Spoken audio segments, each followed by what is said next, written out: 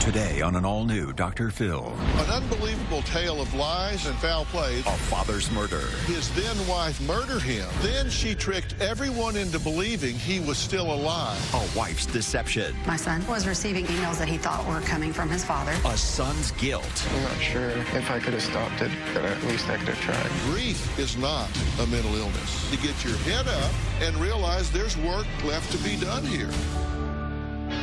Today's going to be a changing day in your life. You've never had anybody working harder to bring you to the threshold of change than right now.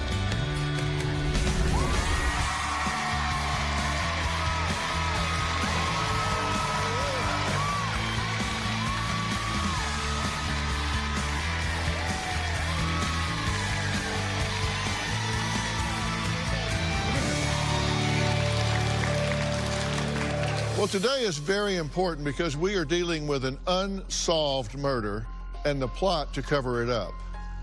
Now, an unbelievable tale of lies, deception, and foul play that has left one family just reeling with unanswered questions. You'll understand when you see this. It's a murder mystery with many twists and turns. A man's remains found on a golf course. His ex-wife, the prime suspect. Right now, investigators are working two scenes, a storage facility and a golf course. The golf course isn't where police initially believed those remains were stored. Shannon Ivey's remains were first placed in the storage unit, and then those remains were moved by someone to a golf course nearby. Through the course of our investigation, led us to believe that those remains had once been at the Spencer Mini storage. Police are still working to figure out how Shannon Ivey was killed and who took his remains to a storage unit and then transported it to a golf course.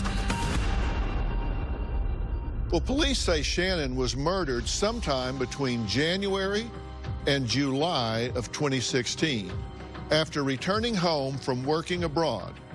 But his body was not found until January 10th of 2018. So how did nobody realize that Shannon was dead for at least 18 months? Well, Shannon's family believe not only did his then-wife Tony murder him, but then she tricked everyone into believing he was still alive. Melanie says her son Lance hasn't been the same since. My ex-husband, Shannon, worked overseas off the coast of Australia and Papua New Guinea. My son, Lance, was receiving emails for approximately 2 years, emails that he thought were coming from his father. When his stepmom, Tony, died, the emails suddenly stopped. I was suspicious of the emails and felt like she was the one that wrote them. Tony is a good person, was a good wife, and is an honest person. You can trust her. You know, that just didn't sit right. Tony died of an apparent heart attack. LaPorte police are accusing Ivey's ex-wife, Tony Ivey Stinnett, of killing him. I believe Tony shot Shannon in the back of the head, put him in her storage facility, and left him there for 2 years. As soon as they found the body, we knew the emails were fake, that there was foul play involved. The police, they had already confiscated her computer, and they found evidence of the emails that she sent. I never in a million years would have thought she was trying to pretend he was still alive. Lance is traumatized by his father's murder. He was given an honorable discharge because they knew the behavior he was exhibiting was not his normal behavior. He was distraught, very emotional, and had a hard time with ship life at that point. Lance is having a really hard time moving on. He is very withdrawn. Lance is using video games as an escape, almost like a drug, to not have to deal with his grief. Do you feel like I am pushing you to get over this? It's just really hard to get past it. Lance has made it his mission and his full-time job to find out exactly what happened. There's so much noise going on in his head. I'm hoping that he can just put this tragedy behind him and move on with his life. Well, Lance's Aunt Heather says she is haunted by the image of her brother lying dead for all of those months in a cold, dark storage unit. She says she will not stop obsessing about it until she gets answers. I feel haunted by my brother's death. It took forever for me to get a hold of someone at the police office. The police investigation was very strange. Tony was always considered the prime suspect in the investigation, but because she had already died, she couldn't be prosecuted or tried. I did a lot of investigation on my own with the help of my family. I called neighbors. The next door neighbor told us there was a pod and a dumpster that had been sitting in the driveway for months.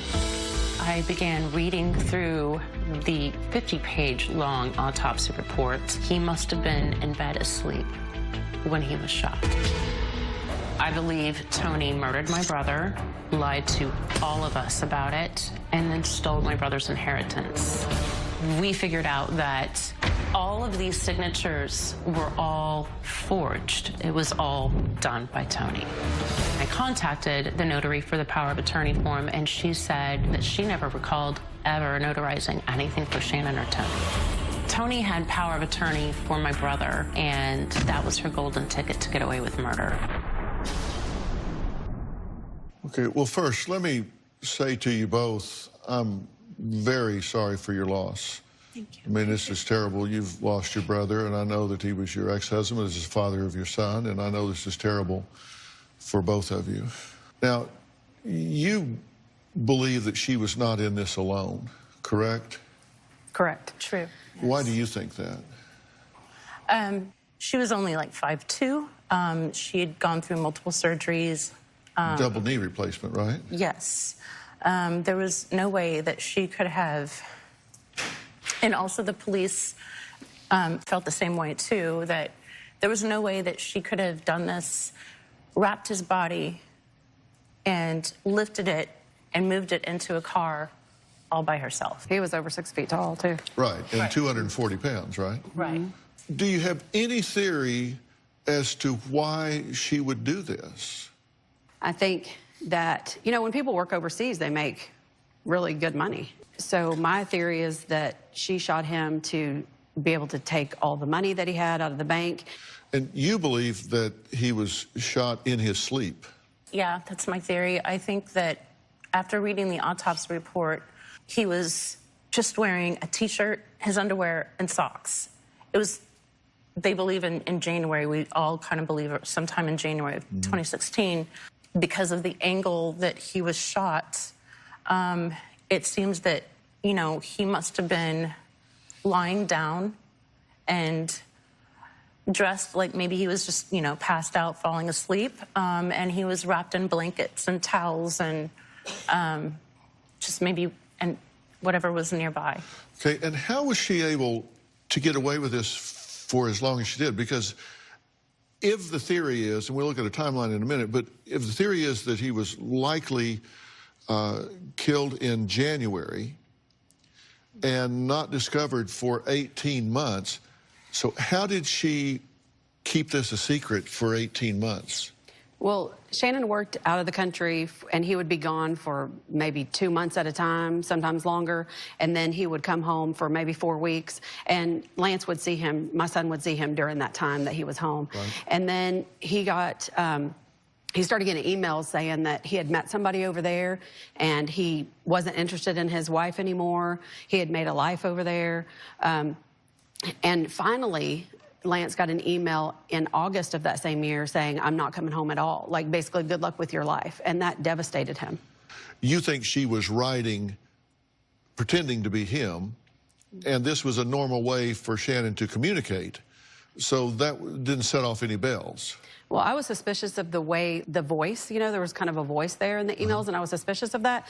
And I expressed my suspicion to my son and told him, you know, I don't think, you know, your dad's writing these emails. Let's look at these emails, comparison-wise. Before January 26th, the emails came from Shannon.Ivy at, and I'm blanking this out, oil.com. Okay? Now, after July 16, the emails were ivyshannon at ymail.com. Okay, so the address changes. Okay, before January, it's always a company signature logo. After July, no company signature logo. Before January, never CCs anyone. After July, there are 3 emails that are CCing Tony's email. Before January, never once references Tony in an email. After July, all but 1 emails refer to Tony as a good person, trust her, loves you. So she's validating herself after that. Before January, the emails are short. The longest was 42 words, 5 lines. After July, the emails get longer. The longest was 602 words and 30 lines. Completely different. Right. Before January, there would be multiple explanation points or question marks, i.e., love you, exclamation, exclamation, exclamation. After July, none. Not like that. So people have different characteristics to the way they write, and those just disappeared. The nuances that weren't picked up by someone mimicking the other. So the differences between before and after were substantial. One of the very first emails that he received that he thought was from his dad that wasn't, said that he had been fired from his job. And so that kind of explained the email address changing, obviously. But, you know, I told Lance, I said, I really feel like your stepmom's writing these, because she kept praising herself, you know. But he was adamant that it wasn't, you know, it was his dad. He was so devastated. He wasn't going to come back. He felt abandoned. And I thought, well, maybe I'm being paranoid, but I thought maybe she just wants to be controlled, because she was kind of a control freak. And I thought maybe she just wants to control the situation, control conversations that Shannon has with his family and stuff like that, you know. So the point is, you believe the way she kept this going was she took over his identity and started communicating as him and bought time. Now, next, according to police, Lance's father was left to partially mummify in a storage unit after being murdered during a domestic dispute with his then-wife, Tony. Now, Lance blames himself for not being there to save him. We're going to meet him after the break.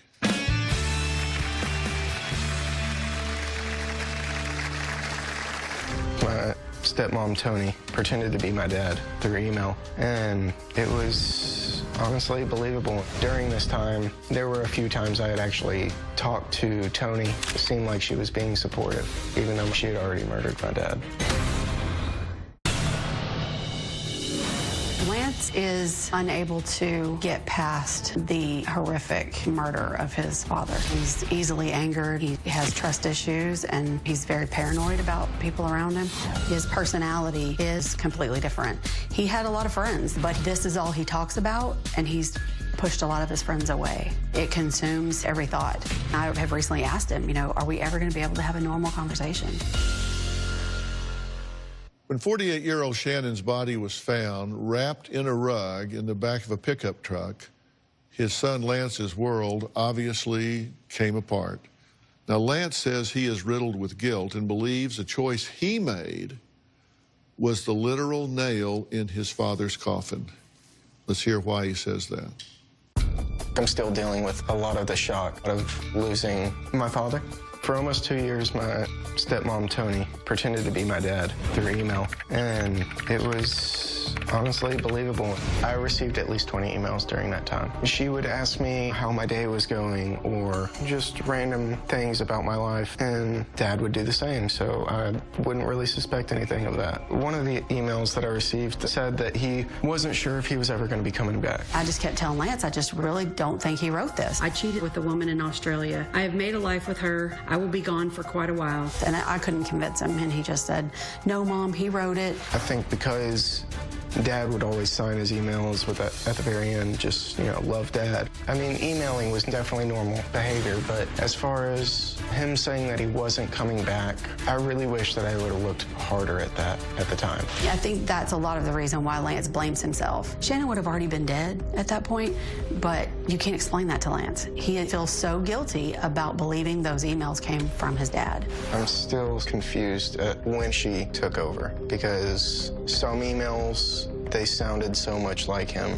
During this time, there were a few times I had actually talked to Tony, and she actually showed up at my graduation of boot camp. It seemed like she was being supportive, even though she had already murdered my dad.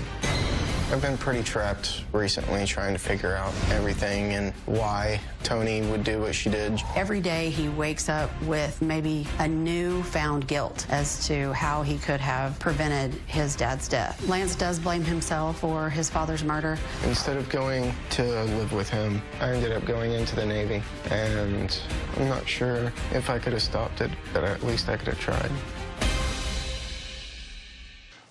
Well, Lance, I'm glad you're here, because I think this is worthy of our talking about. And First, I have to say, as I said to your mother and your aunt, I'm very sorry for your loss.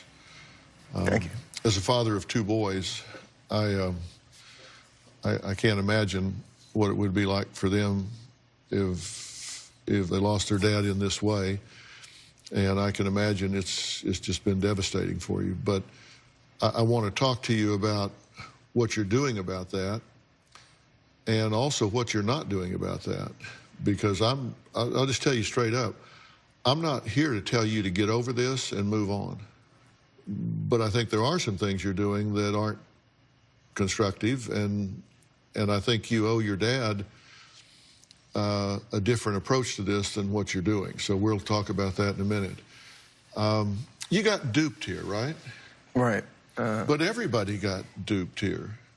I feel like that's probably one of the biggest things that's hard to get over, is the fact that I wasn't around enough to know the difference. Have you ever thought about why evil, sociopathic, psychopathic people get away with the things they do? Probably blinded by love or something. Well, in a sense, they get away with this stuff because normal, healthy people cannot even conceive of doing what they do. All signs point to the fact that she shot this man in the head and killed him, hid his body, stole his money, forged documents, did all of this stuff, and nobody saw this was happening because you are much too well to even conceive of doing something like that. That's just not part of who you are, so you can't recognize that trait in somebody else because we don't have that. So we have nothing to compare that to. That's how they get that over on normal, healthy people. Do you see what I'm saying? I absolutely see what you're saying. You're not that dark. You can't get that dark. You can't get that sick. No. And so therefore, you're vulnerable to those sort of people. It's not a weakness in you. It's actually a strength. I'm going to talk about what that does mean about where you can go now and what you're doing that I think is getting in your way. Now, Heather and Melanie believe not only did Tony murder Shannon and trick the family into believing he was alive, she also forged Shannon's signature to steal his inheritance. We'll talk about that after the break.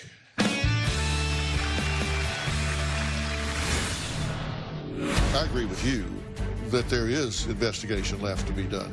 There were very likely forgeries here. Somebody else is involved, and they need to be held to account.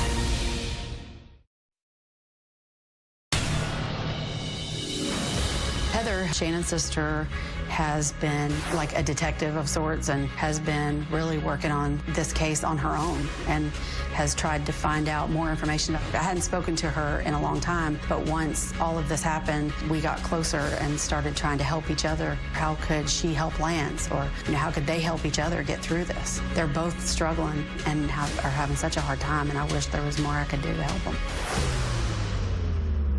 Well, the police have said there is nothing left to investigate in Shannon Ivey's murder because the primary suspect, Tony Ivey, has passed away.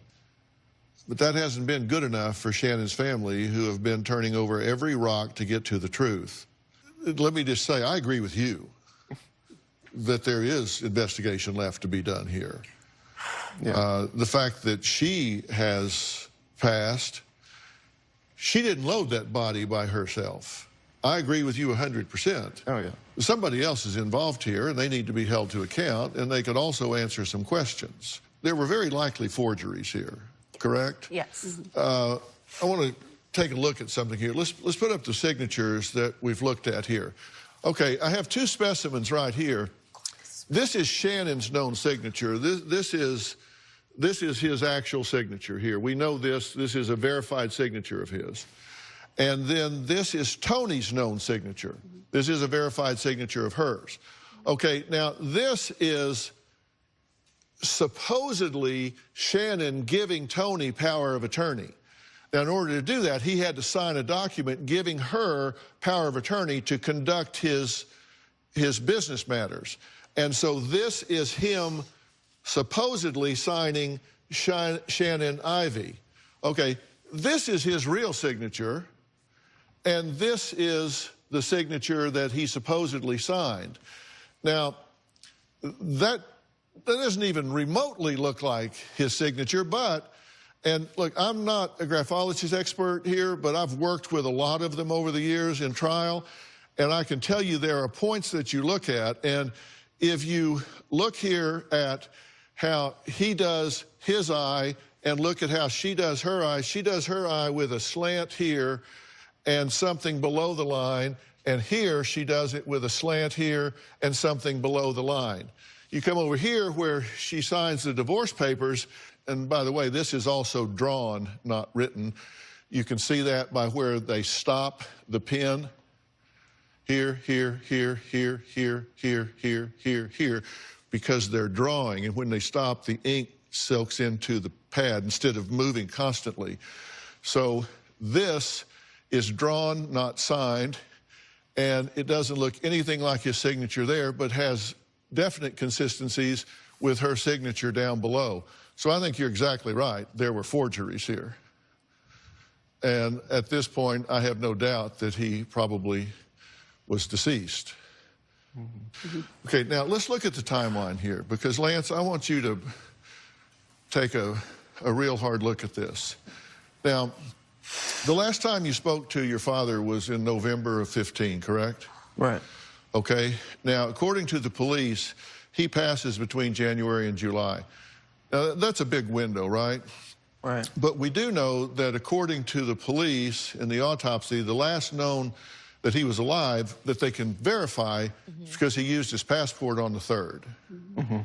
Okay, so there's good evidence that he was alive on the 3rd. Then from January to August, according to you, there's normal email communication with your father once a month, and you believe that he was still out of the country.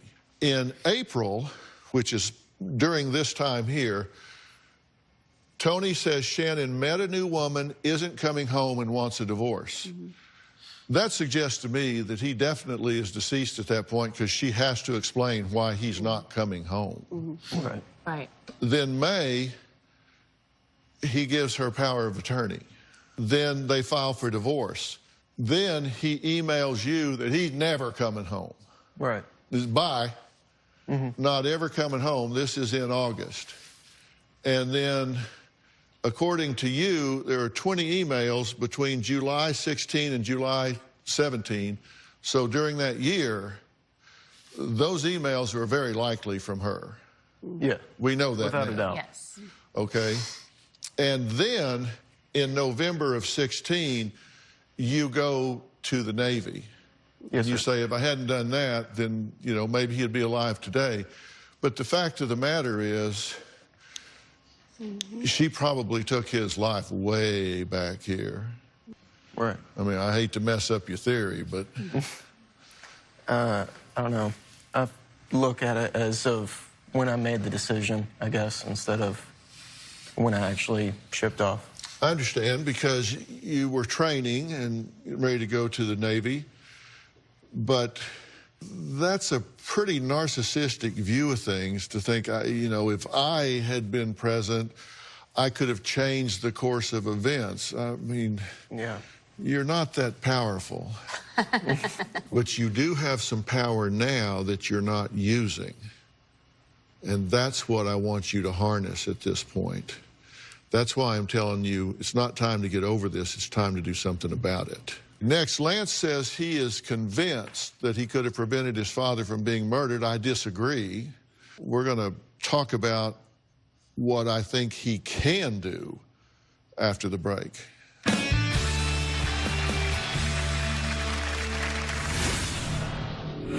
Lance is coming up with theories that don't entirely make sense. He has a memory of his dad putting a gun to the back of his head while he was sleeping. That sounds like a nightmare.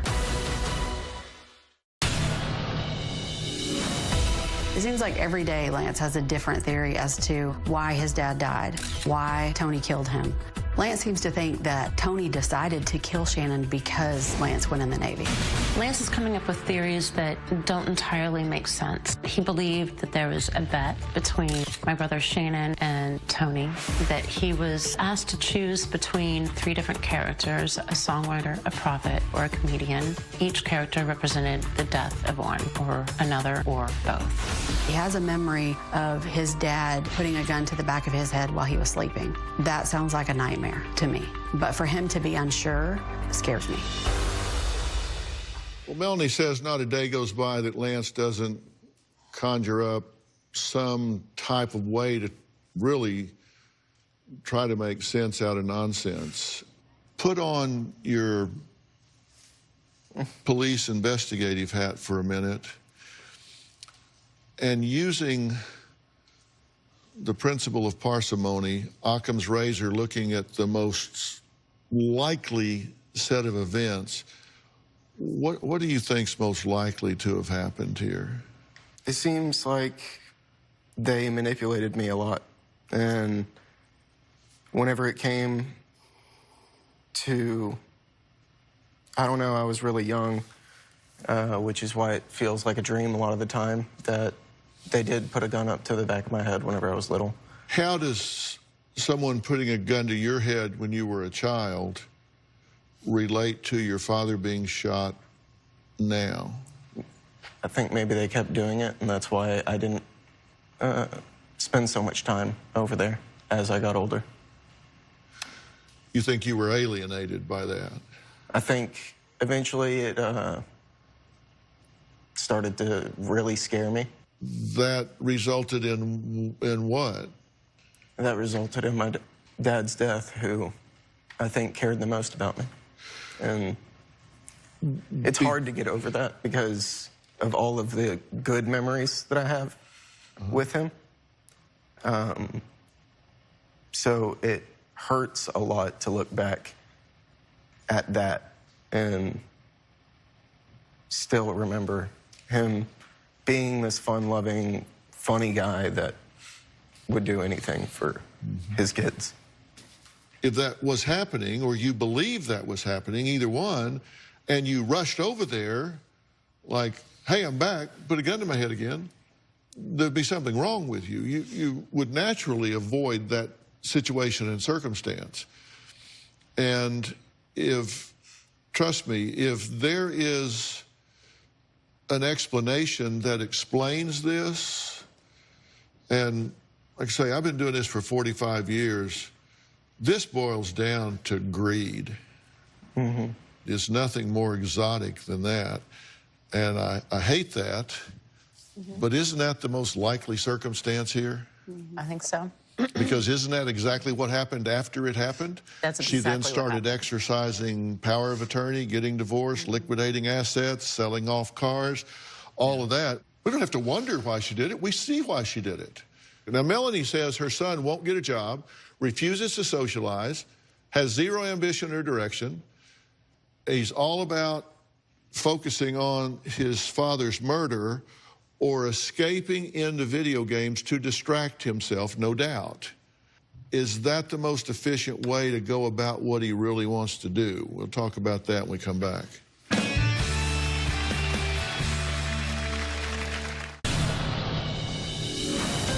Lance is using video games to live in this fantasy world. Video games was basically the only way I knew how to avoid thinking about my dad and how to stop a lot of the pain. We never liked him playing a lot of video games. We felt like that was kind of hindering his ability to be to work on time and do well in school. We were shutting off the Wi-Fi and making it really difficult for him to play video games. I ended up moving out because my mom wouldn't let me play video games. My mom doesn't understand how video games work. They're helpful to escape. I would feel a lot better after playing the games. Sometimes I just want to play video games and be left alone. You know, of course, what you want is very healthy. You want him to be as high functioning and productive in his life as he possibly can be. I totally get that. What he wants is answers. What you want are answers in this. I totally get that too. Well, joining us now is Mike Baer. Now, Mike is a life coach who is respected by his clients. He's helped them get and keep their lives on track. He is the author of the New York Times bestseller, Best Self, Be You, Only Better. I've asked Mike to join because I want him to do some things when we finish here as well, and to weigh in on what you and I have talked about here.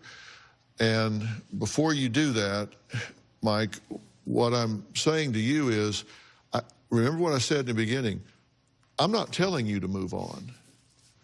What I'm saying is you're not being very efficient at what you're doing right now. And Coach Mike does just that. He coaches people to be their best self, to function at the highest level they can day to day. And when I talk about coaching here, there is no presumption of mental illness. Grief is not a mental illness. Grief is not depression. Grief is something that is normal to do when you lose someone. But it is a process, which means you should be moving through that process at your own pace, in your own way. And everybody does it different. And what grief is not, let me be clear, grief is not psychosis. It is not necessarily the beginning of a long-term clinical depression. It is not a particular defect to experience, whether 2 weeks or even 2 years later, continued feelings of anger, sadness, and an array of other emotions. Grief is not a pain that will likely stay the same for the rest of your life. It's not a punishment from God or the devil. Loss doesn't have to be just an end. It can also be a beginning of a different way of relating to somebody. Now, Coach Mike, what are you observing here? The good news in all of this is coming here, like Dr. Phil said, and he's done thousands of these, that the case isn't over. But I think we need to get a new pair of glasses, because the current pain that you have is going towards video games, escaping, instead of your own personal power. Right. Right? Yes, sir. And so what we want to do is we want you to get your power back, not only for yourself, but also for justice for your father, right? Right. I mean, how much do you dislike Tony? I mean, I don't hate her. I feel like... Well, I hate her, and I don't even know. But we can agree that at this point, the event that happened has set you up in such a way where you're not living to your potential. Right. You're not being your best self. And so what we would do is we would have accountability with you, a check-in in the morning, coaching sessions, goal setting, so that not only are you also working on being your best self, but we're also giving you the best chance of getting justice for your father and for your family.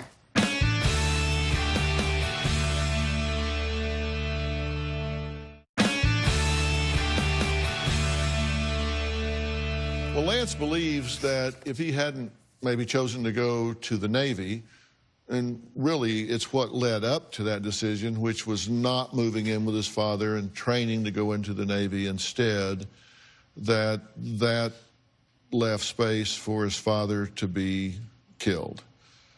Now, Melanie says that there's no way Lance could have prevented Shannon's brutal murder. I completely agree.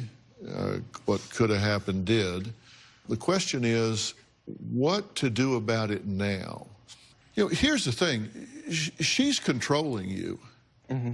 I mean, she's got control here because she's done this, and she's devastated his life, of course, and the two of you as well. Mm-hmm. I mean, she is controlling you from the grave. I know. At this point, if you're so upset and you're avoiding this so much that you're spending 6 hours a day playing video games, if you're going to spend 6 hours, spend 6 hours constructively pursuing the resolution of this crime.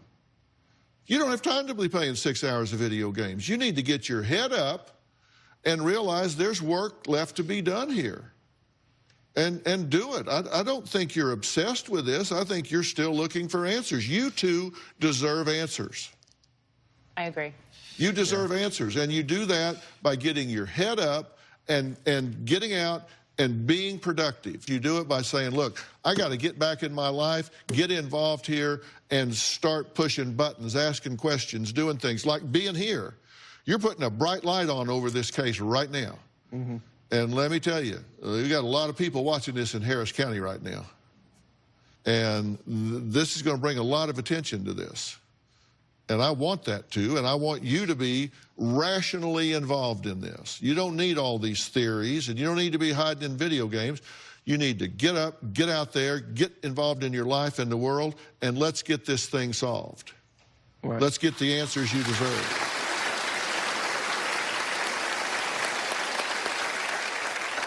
And that's what deserves to happen here. Do you agree with that? Yes, absolutely. I know whenever it comes to me playing video games and stuff, that's one of the biggest things I'm trying to let go of. You know, I've started to go work out with one of my best friends the past couple weeks, and, you know, it helps in those instances whenever, you know, the next day I feel a lot better and whatnot. But the hardest thing is trying to let go of the few friends I have left that are on my Xbox or PC or whatnot. Oh, we're going to help you with that. So, all right, next. So what's to be done here? I'm going to give you my thoughts very specifically after the break.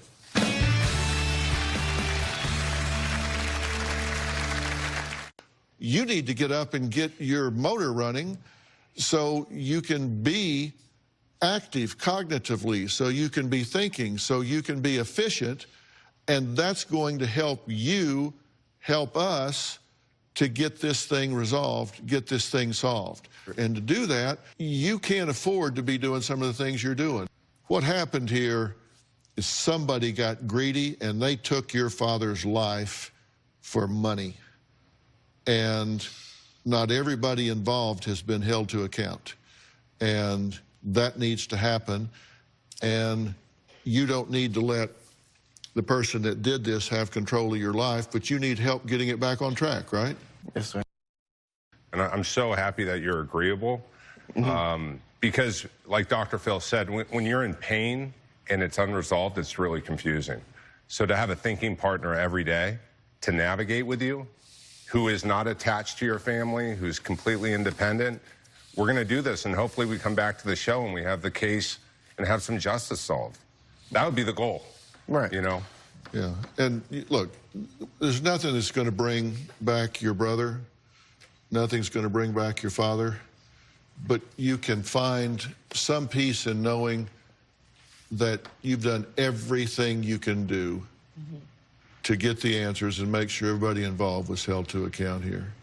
And know that, you know, when you speak to him in the quiet times, you can look him in the spiritual eye and say, we did everything we could, and we did it well.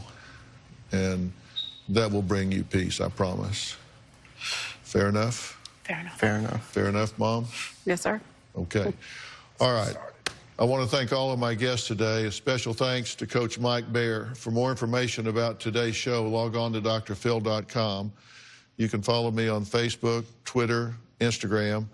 And if you're in Harris County and you want to mention this to the Harris County law enforcement that you're interested in it, that would be okay too. Speaking of Facebook, you can check out my super fan Denise's comment. She wrote, "Love watching your show. My patience does run thin with some of your guests." Smiley face. Well, Denise, believe me, if you could see the bubble over my head sometimes, you would, well, you probably wouldn't be surprised. But when I have a great guest like Lance here, well, I have all the patience in the world. I read all of your comments on Facebook and Twitter, so keep them coming. I appreciate it. We'll see you next time.